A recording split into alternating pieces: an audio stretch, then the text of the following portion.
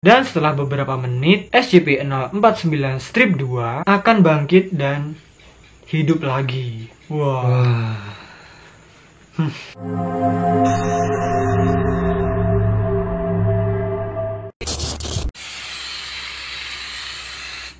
Mereka datang.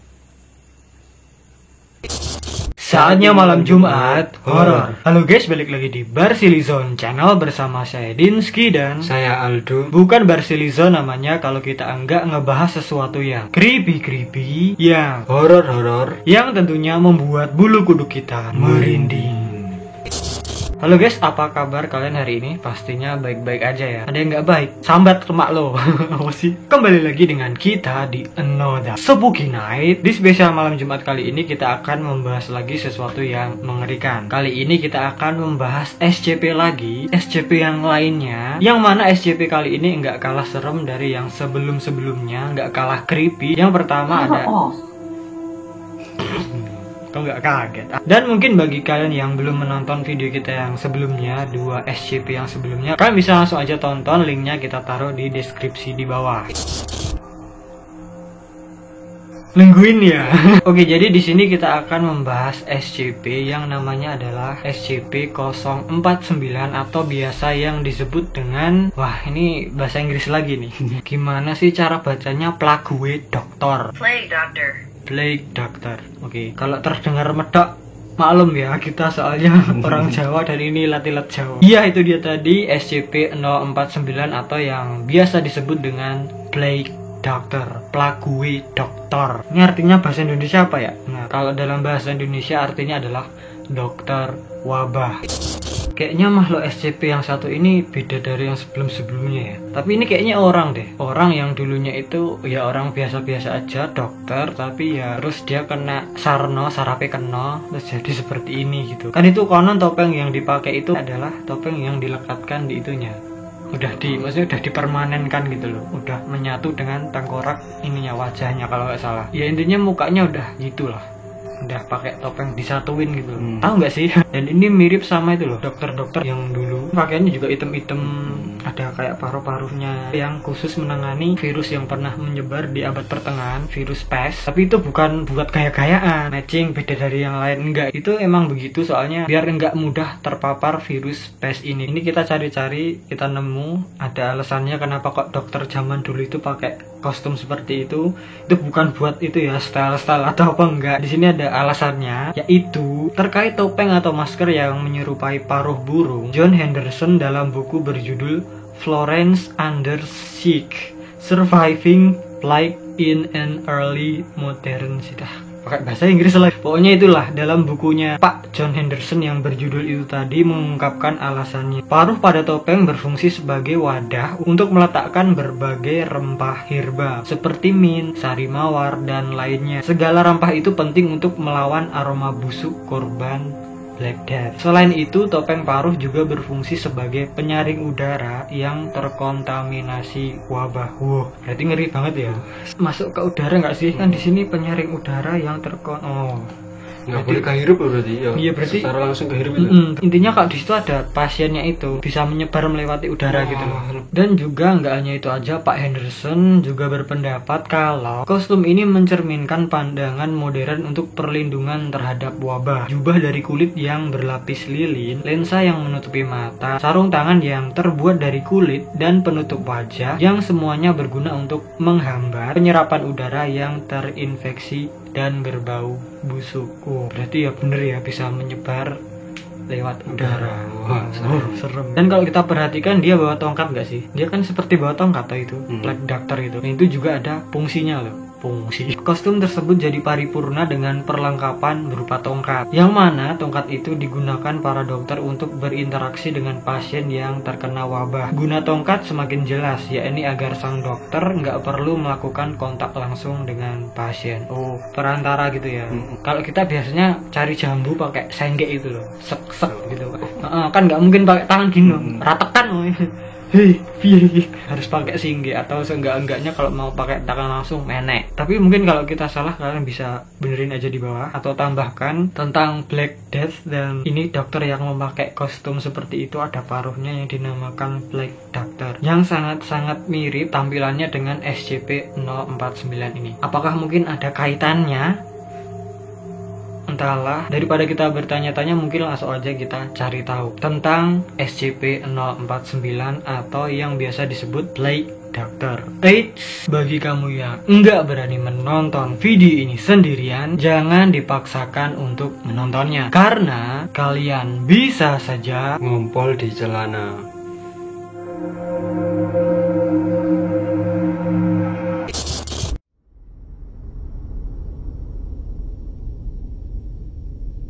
You think I can be contained? You think I deserve to be contained? Comment devrions-nous commencer une introduction? I am not inherently evil. What a petty mind is required to even think in terms of good and evil, right and wrong. SCP-049. SCP-049 adalah makhluk humanoid. Bentar, biar lewat. Dengan ukuran tinggi kurang lebih 1,9 meter, hampir 2 meter ya. Tinggi banget loh. Dan juga SCP-049 ini termasuk dalam objek kelas Euclid, sama seperti SCP-173. Gak usah kita bahas lagi apa itu Euclid atau Euclid. Kalian bisa tonton video kita yang sebelumnya, SCP-173. Di situ kita udah jelaskan tentang Euclid ini biar nambah views lah. Usut punya usut, SCP-049 ini memiliki jenis kelamin laki-laki. Yalah, udah kelihatan ya, tinggi begitu dan posturnya. SCP-049 ini berasal dari kota London, Inggris, dan merupakan mantan dokter spesialis penyakit cacar. Namun selain itu kabarnya dia juga ahli dalam mengobati penyakit lain pada tahun 1980. Pada suatu hari, mau dong yang lo Cinderella. SCP-049 ini bermimpi. Bisa ngimpi toh. Ngimpi terus, gak bangun-bangun. Di dalam mimpi tersebut menceritakan tentang sebuah bencana yang sangat-sangat mengerikan, di mana dia SCP-049 ini berada di tengah-tengah korban virus yang enggak diketahui. Virus tersebut telah menyebar di kalangan masyarakat dalam jumlah yang besar. Pada saat SCP-049 ini tersadar, ia mulai merasa enggak mampu membedakan apakah itu cuma mimpi aja atau kenangan masa lalu yang bersumber dalam otaknya, sehingga menciptakan ilusi traumatik pada dirinya. Mimpinya berarti sangat-sangat ngeri ya, serem. Antara itu ngimpi apa? Aduh, ini ngimpi apa? Duh, kok kayak pernah ada ya? Aduh, gitu-gitulah. Kayak orang lama lupa ingatan, mau ingat-ingat lagi gitu. Kemudian SCP-049 ini mulai bersikap aneh terhadap dirinya. Kok aku sing aneh ya? Apa lagi? Kayak dia nggak terima, tapi hal yang aneh tuh terus merasukinya gitu. Tahu gak sih? Tahu. Aduh. Luwe. Perumahan aku luwat air luwe. Setelah itu dia menutup diri dari dunia luar, bersembunyi serta mendalami ilmu anatomi secara mendalam. Ada manfaatnya ya sembunyi, tapi dia belajar.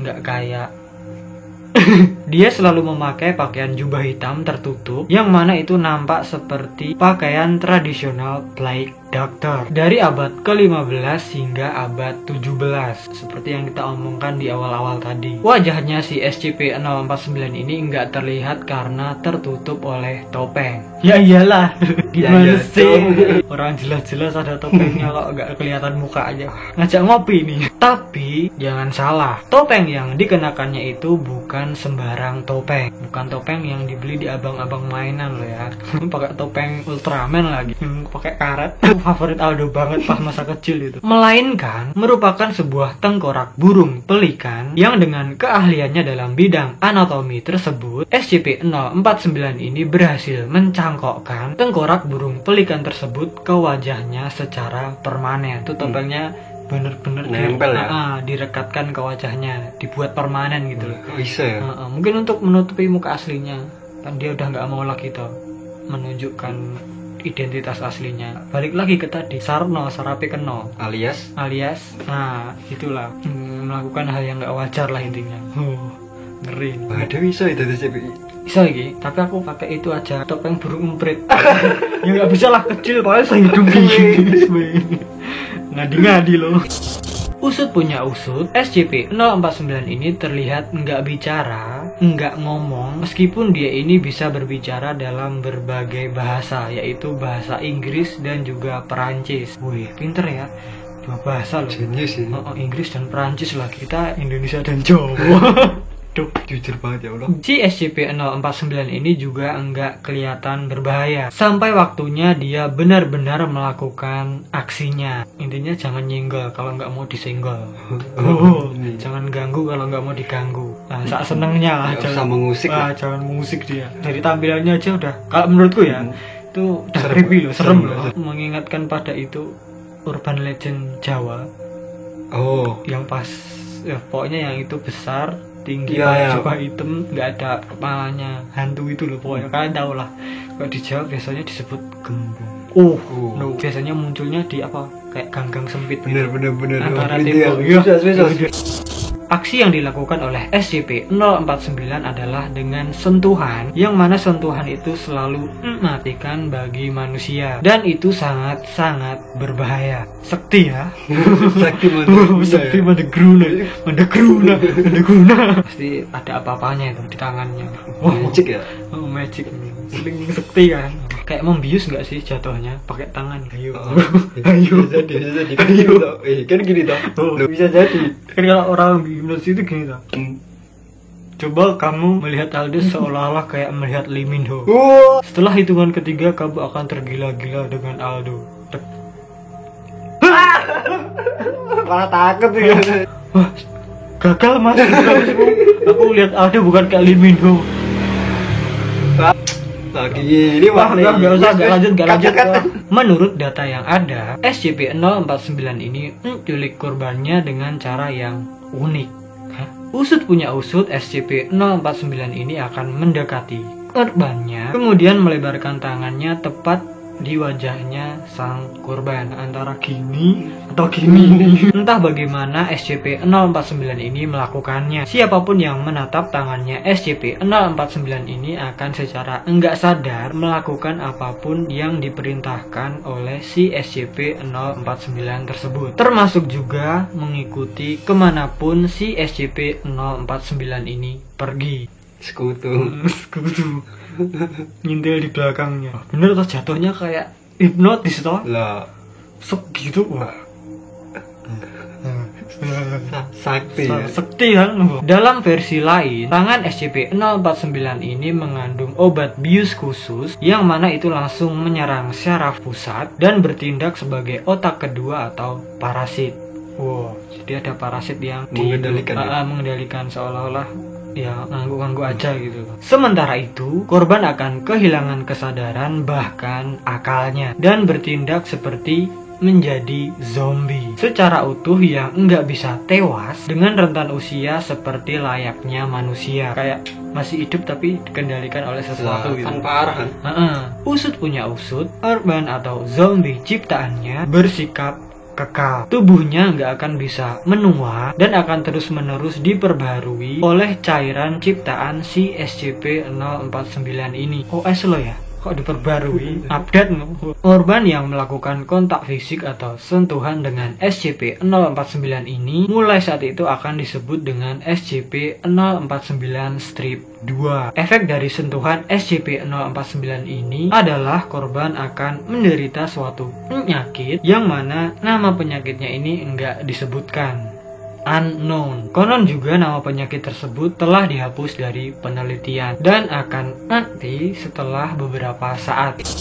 SCP-049 akan melakukan hal yang sama kepada manusia lainnya sehingga korbannya menjadi SCP-049-2. Setelah SCP-049-2 enggak berdaya, SCP-049 ini akan mengeluarkan sebuah kantong yang berisi bedah, jarum, benang, dan beberapa botol zat yang belum teridentifikasi. Kemudian SCP-049 ini akan melakukan aksi keduanya, yaitu itu membedah SCP-049-2, korban sentuhan SCP-049, serta memasukkan berbagai bahan kimia ke dalam tubuhnya SCP-049-2 ini. Wah, Serem. berarti kayak praktek ya. Bener.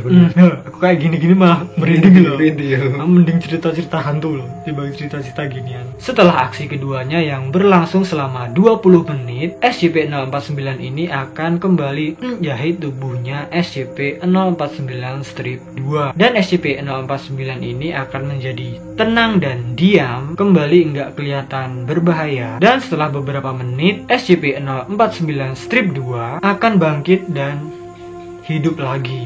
Wah. Akan tetapi, SCP-049-2 ini hidup tanpa memiliki fungsi otak dan akan berjalan tanpa tujuan sampai ketemu manusia yang lainnya. Wow, bener-bener kayak zombie ya. Ketika bertemu manusia, adrenalin dan tingkat endorfin SCP-049-2 ini akan meningkat hingga 300% untuk membunuh dan menyiksa manusia yang ditemuinya itu. Waduh, Sadis. fix plak kayak zombie. Usut punya usut, SCP-049 ini ditempatkan di dalam sel khusus dan enggak dikeluarkan dari selnya, kecuali ICCAP disetujui oleh staf keamanan tingkat 2 atau personil yang lebih tinggi. Selain itu juga, sebelum dikeluarkan, SCP-049 ini harus dibius terlebih dahulu. Bau sela-sela silit untuk mengawali harimu. Pada saat seperti itu, SCP-049 harus diseret keluar oleh 2 penjaga bersenjata yang menggunakan pakaian besi dan diamankan dengan tiang besi sepanjang 2 meter serta dipegang kuat-kuat oleh 2 penjaga tingkat 1 atau personil yang lebih tinggi saat dalam perjalanan. Mau dibelah ini ya, kayak sapi ya. Korban. Menurut perkiraan, korban yang tercatat sampai saat ini ada 3 orang. Karena tindakan gilanya itu, SCP-049 ini mendapat julukan sebagai dokter pembawa maut. Bukan tanpa alasan, hal itu disebabkan karena korbannya bersifat retrikal atau udah mati secara syaraf. Zombie itu loh. Maksudnya dia bergerak-gerak tapi nggak ada akalnya. Iya, cuma dikendalikan oleh sesuatu gitu.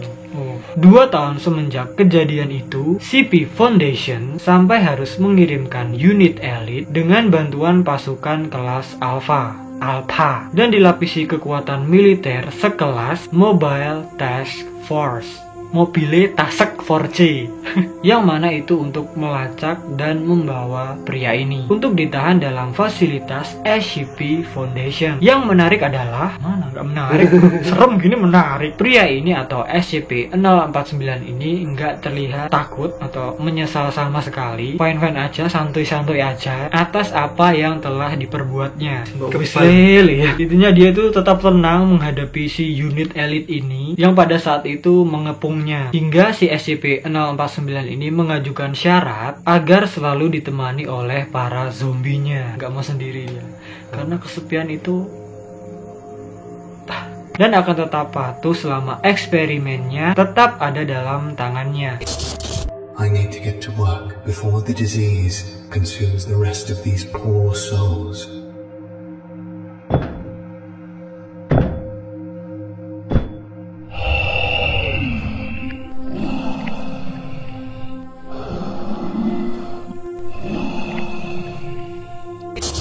Nah oke guys, itu dia tadi penjelasan kita mengenai SCP-049 atau yang mirip-mirip yang biasa disebut dengan Plague Doctor, yang mana kita tadi bilang seperti dokter yang menangani penyakit pes yang saat itu menyebar atau juga terkenal dengan sebutan Black Death. Atau mungkin itu terinspirasi dari itu, atau mungkin juga mimpinya itu tadi atau ingatan masa lalu, apa mungkin itu virusnya itu.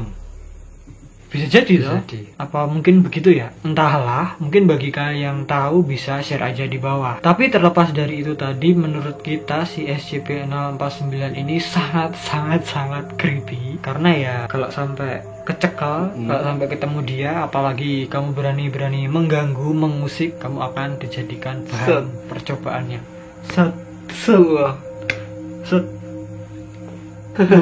Kayak di acara-acara TV itu loh. Tapi ini lebih ngeri. Jasadmu dipakai tapi jiwamu dibuang. Tapi gimana menurut kalian tentang SCP-049 ini? Apakah kalian masuk tim kita juga? Makhluk ini creepy, menyeramkan, atau mungkin bagi kalian SCP-049 ini B aja? Kalian juga bisa tulis di bawah.